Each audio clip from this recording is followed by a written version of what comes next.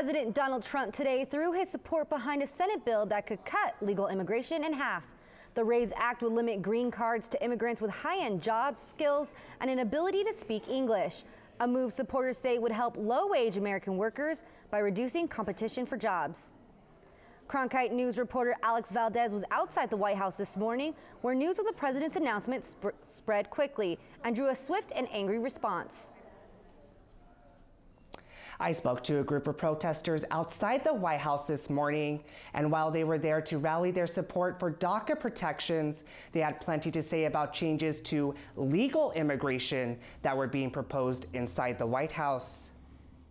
Policies that they are promoting only hurts vulnerable communities. To stay! Here to stay! The policies he was talking about were those outlined in the Reforming American Immigration for Strong Employment Act. Trump says current U.S. policies gives too many green cards to low-wage immigrants who, he said, lower wages for workers here. Among those hit the hardest in recent years have been immigrants and, very importantly, minority workers competing for jobs against brand new arrivals. And it has not been fair to our people, to our citizens, to our workers.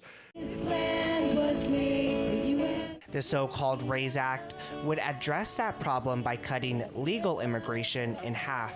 It would achieve those reductions with a merit-based immigration system to give out green cards. Immigrants would have to have a skill, speak English, and be able to support themselves. As a candidate, I campaigned on creating a merit-based immigration system that protects U.S. workers and taxpayers, and that is why we are here today, merit-based. Shame on this president. Shame. The Reverend Noel Anderson, who has advocated immigration reform in Tucson and other cities, said the country needs more understanding and fewer barriers. But my experience in Arizona is actually very similar to my experience throughout the country traveling around, is that those communities that have built relationships with immigrants in their midst, they start to understand what they go through.